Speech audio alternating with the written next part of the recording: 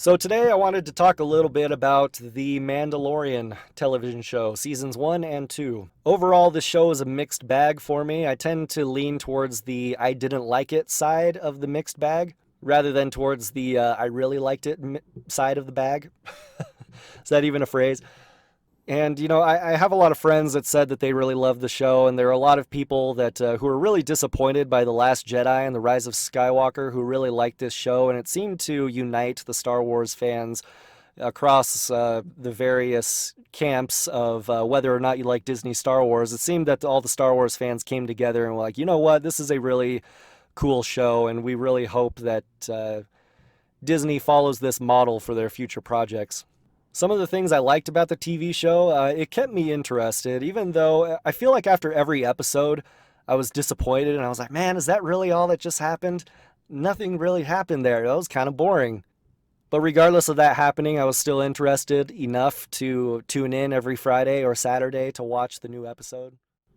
So the big draw for me for this show were the special effects and the art direction. Like this TV show, that's the thing. I want to call it a movie because the special effects are just top notch. Like they are film quality special effects. And every week it would just blow my mind that Disney spent so much money on a television show. I'm just so used to seeing television shows with really cruddy special effects, like watching those CW superhero shows, and just to see something with such high production values was just entertaining by itself. I think that's what made me most interested in the show was I was just really excited to see what planet they would take me to and what kind of really creepy creatures they would have in it, and just what they could do with their special effects budget.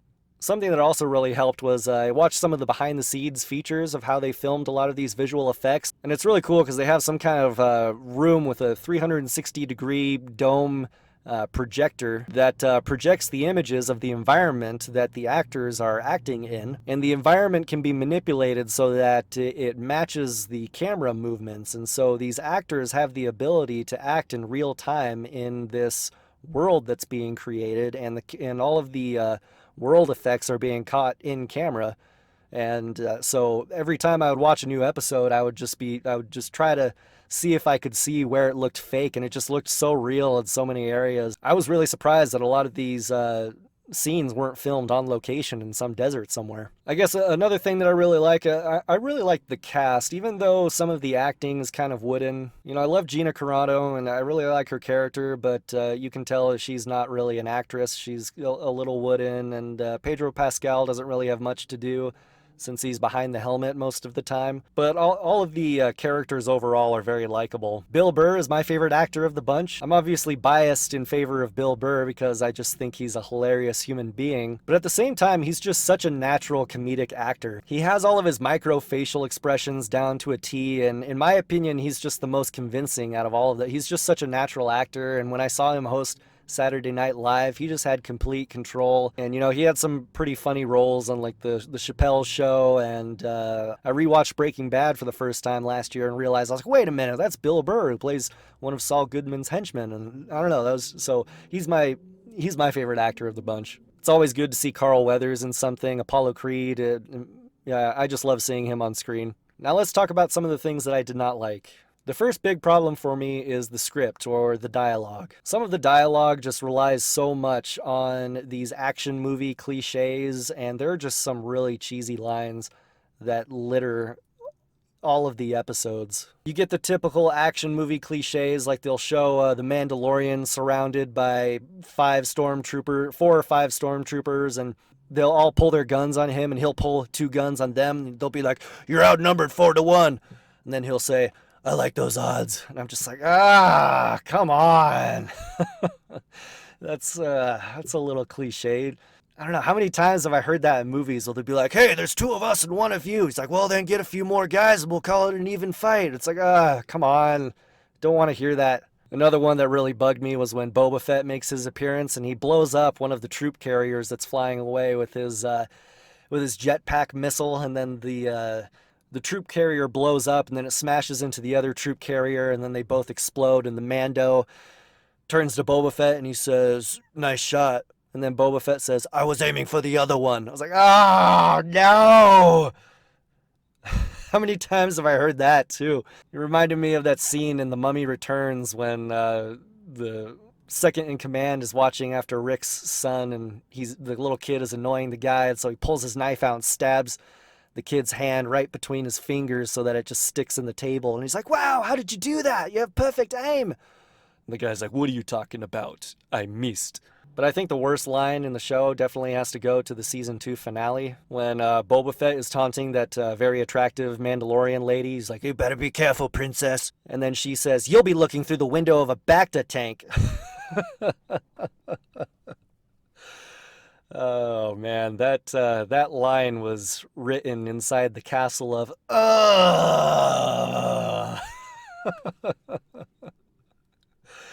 Oh, so I don't know. There are other action movie cliches in here that really bugged me. Like even though I really liked Bill Burr's episode when he and his gang of mercenaries try to break one of their friends out of prison, they do that action movie cliche where they're part of an ensemble cast and then they're walking down a hallway and then a bad guy shows up and then one of them either will verbally say it or he'll imply it being like, "I got this," and then they blow them up in a really cool way and then they turn around and smile and then Bill Burr gives them that "not bad" face. And then they'll go down another hall and then another teammate will be like, "I got this," and then they blow up the bad guy and then they turn around and smile and then Bill Burr gives that same face like, "Not bad." And then they go down another hall, there's another group of bad guys and then someone kills them in a really cool way, and then they turn around and then Bill Burr gives them that, "Oh yeah, not bad." So I thought that episode was pretty cool at first, but then I tried to rewatch it, and oh man, all of the flaws really stuck out. Another thing that kind of bugged me about the show were the action sequences. There were a lot of really cool action sequences and a lot of cool practical stunts. There's a really cool scene when Boba Fett makes his appearance before he's able to get his armor back, and he's walking around with a Tusken Raider staff, and he does some really cool staff work beating the crap out of some stormtroopers, and he hits one across the face and then he falls and hits his head on a boulder and then falls backwards and hits his head again on another boulder and then falls face first. And I'm a sucker for those kind of stunts. I just thought a lot of those were really cool. It was also cool to see Mandalorian like kind of take no prisoners, and if people wanted to mess with him he would just straight up kill them. But then there are other things that bug me, where the stormtroopers are absolutely useless. And yeah, they were useless in the original trilogy, but they have just turned it up to 50 on this one. I saw this a lot in the Harley Quinn Birds of Prey movie too, where the bad guys have this impulse to take their ranged weapons, their guns, their rifles or their pistols, and run towards the person that they are trying to shoot, and keep their guns down and not shoot at them until they get at arm's length from the person that they are trying to shoot. I had talked about the cool Boba Fett scene when he's beating guys up with a staff, but at the same time it bugged me because these stormtroopers have rifles. And when you have a rifle, you would want to make sure that there is enough distance between you and your target so that they can't run at you and close that distance before you can get a good shot and pull the trigger. And this just happens in every single scene. The stormtroopers will run at the person. Many times the person is unarmed, or they are armed with a staff or some kind of a club, and they will wait until they're within arm's length of the person they are trying to shoot. And then as soon as they pull their guns up, the person knocks their guns out of their hands and then smacks them across the face. The other big flaw with the action sequences, in my opinion, is that the Mandalorians are just way overpowered. In the second season, Mando teams up with Bo-Katan and her friend, and they have a lot of scenes where they go onto Imperial starships, and they are just mowing guys down without taking cover, without taking aim. And when they get shot, it just bounces off their armor. Now, I'm all for seeing my heroes do really hardcore things, but at the same time, I want it to be somewhat of a struggle. So, I mean, let's look at Return of the Jedi for an example. There's the scene when they're trying to throw Luke Skywalker into the Sarlacc pit while Jabba the Hutt watches from his houseboat. And Luke Skywalker gets his lightsaber from R2-D2 and he starts killing people. Now, he kills a lot of people. He is obviously a very powerful superhero. He has much greater control of the Force than he did in the previous film. However, you can tell that he is physically exerting himself. He is making angry faces. He is breathing heavily. He is stumbling. He's overswinging. Boba Fett is able to get a shot off at him and wrap him up with that cable. A guy even shoots his hand and injures him. Even when he is kicking butt, he's still stumbling and falling. Like when he jumps onto the other speeder, he jumps and lands and falls on his face and has to climb back up. Or when he jumps onto the side of Jabba's houseboat, you know, he's physically exerting himself, and you can tell that it's very difficult for him. With the action sequences involving the crew of Mandalorians, there's none of that. It's just so easy. There's no suspense. You know that they're just going to mow down hundreds of these people, and not a single one of them is going to get injured. And nowadays, I just expect more from my action sequences. One thing that I forgot to mention about this television show that I absolutely loved was the Season 2 finale. I think that is the best thing that Disney Star Wars has ever done. The close second would be the Darth Vader hallway scene. And I know the two scenes, the Luke Skywalker scene in the Season 2 finale and the Darth Vader scene are kind of similar, but I don't care. The Luke Skywalker making his appearance in the Season 2 finale was very effective for me. And it was just so cool because I can tell that the way they introduced and revealed Luke Skywalker, I bought into it so much. I could tell that they wanted, like I took it hook, line, and sinker the way that they wanted me to. So it was cool because they didn't just reveal Luke Skywalker instantaneously. They show a single X-Wing show up when our heroes are about to be killed by dark troopers trying to break through the door. And then Bo-Katan says, "Oh, there's an X-Wing." And then Gina Carano says, "One X-Wing? Great, we're saved." And I expected the action movie cliche to happen where one ship shows up and they'll be like, "Ha! One ship! That won't save you." And then split second later, 100,000 ships show up and they'd be like, "Oh, for the rebellion!" And then that's what I was expecting was going to happen. But thankfully that didn't happen. And they play that really cool music, and you see the X-Wing pull in. And you hear that like Jumanji flute sound effect. That, and then Baby Yoda's ears prick up, and his eyes slowly start to open. And then the dark troopers stop punching the door, and they hold up their guns and stand at attention, and everything goes silent. And you hear that lady say, "Why are they stopping?" And then that really cool guitar riff starts playing. It's like then you get the chanting, the la,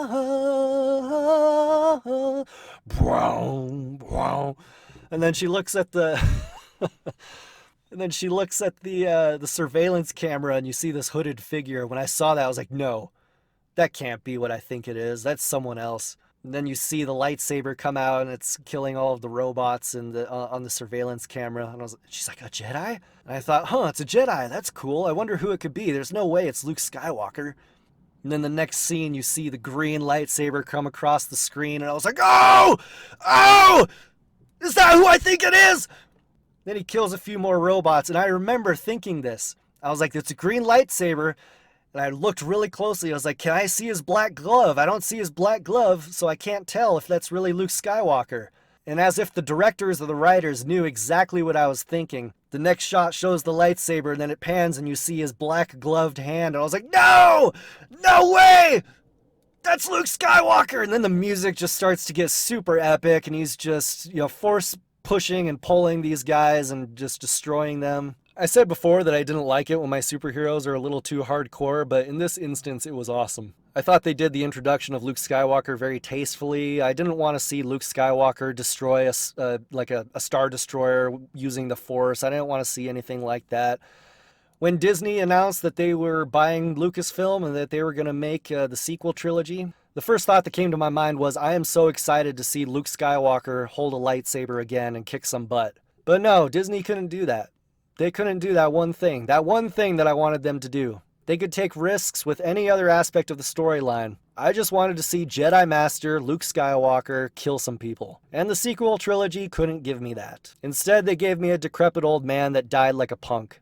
So I want to thank Jon Favreau, Dave Filoni, and everyone who was involved with The Mandalorian for giving me that extremely special Luke Skywalker scene. That is one of my favorite scenes in television history. Unfortunately, Disney has to keep screwing up by inserting their politics into everything they do. So I can't say I'm really looking forward to the Boba Fett series or Mandalorian Season 3. But anyway, those are my thoughts on The Mandalorian. Tell me why I'm wrong in the comments below, and I'll catch you next time.